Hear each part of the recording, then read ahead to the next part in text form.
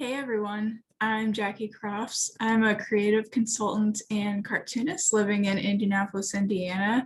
I'm the illustrator of the young adult culinary crime comic Nutmeg, and lately I've been making short comics, the most recent one being A Familiar Recipe, which is available digitally on Gumroad.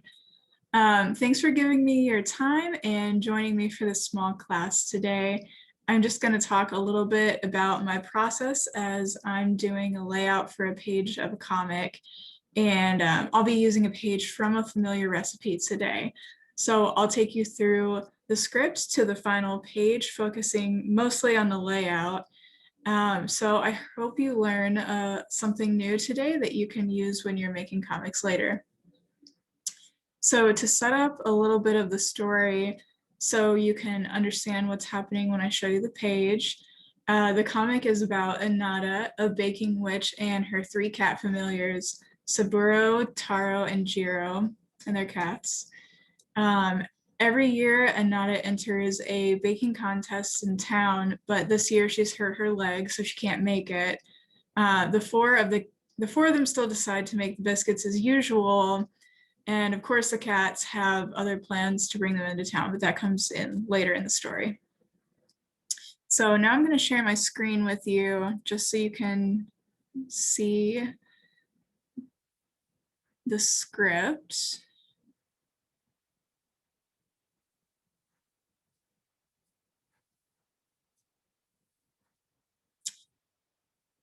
All right. So this is the script that I made the page from. I usually work with a writer, so James sent me the script to go off of, and you can see it has a breakdown of the panels, and under each panel there's a description of what's happening, like the scenery or what the characters are doing or specific expressions that they might have. It's basically like stage directions. Then we have the dialogue and who it comes from.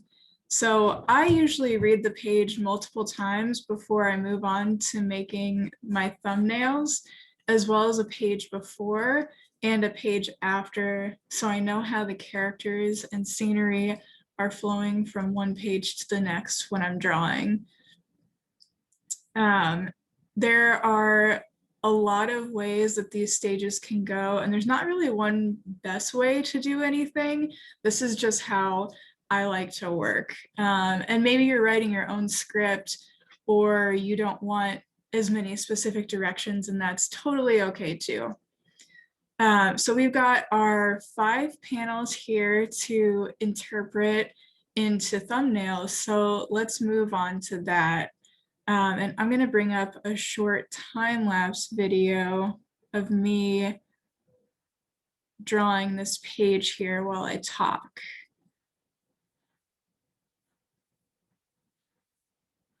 So I ended up not sticking to the 5 panels in the script. Going back to just ways of working, I think how you choose to modify a page depends on the relationship between you and your writer and how much you're both comfortable with changing things up from what's in the script. This page in particular inspired me to really highlight like the magic of how good the biscuits are as soon as they come out of the oven. So I extended the scene and added a small montage of little panels in between panel 3 and 4 to show the biscuit being pulled from the skillet as it gets jam spread on it. I just wanted people to be able to sit with that for a second and just set up, you know, how much they enjoy doing this every year. So before we get into the fun stuff, like the basics of the layout, I'll just share a little bit about how the page is set up and the tools that I'm using. So this is a standard size comic page, and you can see 2 sets of crop marks in the corners. The first one is the zone that no text should go outside of. It may get cut off the page. And the second mark is for the bleed. So nothing important should go there. You might have panels that aren't contained by any borders, like an establishing shot that has a full bleed and it could extend into that area, but you shouldn't put anything there like text or characters because it'll likely get cut off when the comic gets printed. If you're working digitally, you don't have to really worry about this. But if there's ever a chance that you might want to print it, it's a good practice to just draw your layouts using them. I do draw digitally, so everything that you're seeing here is made on an iPad using the program Procreate. All right, I think that this video is almost done, so we're gonna get started with layout. And as you can see, this is what the final page ended up being without the lettering. Okay. Let me pull up my thumbnails. So as you get started, you're probably going to want to think about how you want to lay out your panels. There are a lot of variations, like some people just use a straight grid, some people, I mean, there's so many different ways you can do it. It's really only limited to what you can think of. So there are a few basic rules that can break the reading flow or make people confused as to which panel to read next. But otherwise, it's up to you to decide what scenes you want to emphasize and the composition of the page overall. Think of yourself kind of like as the camera. You're directing the comic. You set the scene, the angles, and the composition. You tell the actors where to stand and where to go. In my opinion, that's one of the most fun parts about making comics. And as you're laying out panels, it's important to think about the flow and the reader's eye and how they're following the action.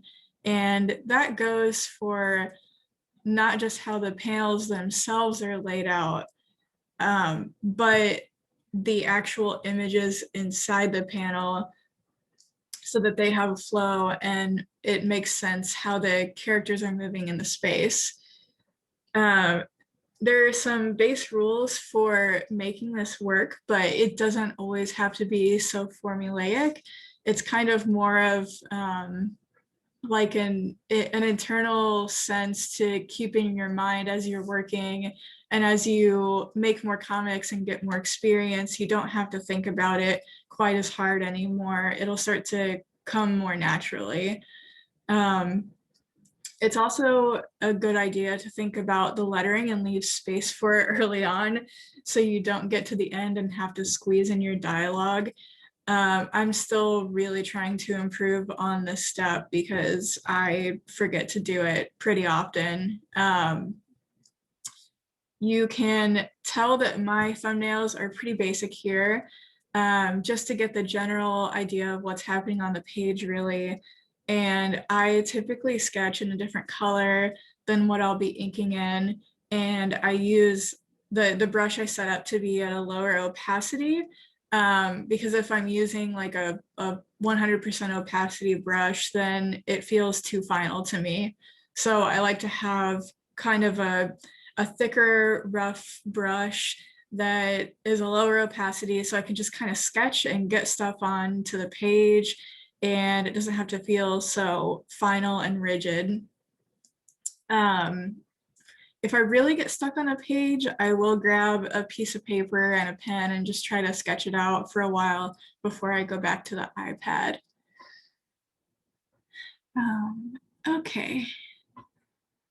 So since this is just a small little class about my process and specifically what I do for layout, I'm not going to talk much about the inking and coloring stage, but this is where it kind of gets all wrapped up. For me, the composition and layout during the thumbnail stage is the hardest part, and it should hopefully be a little more smooth sailing once you get past that. And as we look here at the inks, you can tell that I use a different brush than what I did for the thumbnails, that's also totally up to you. It just depends on your style and what you want it to look like. And for the final page here, you can see how the panel layout and the lettering leads the reader through the page from panel to panel. And let's see if I can maybe sketch on here. Probably not. That's okay. But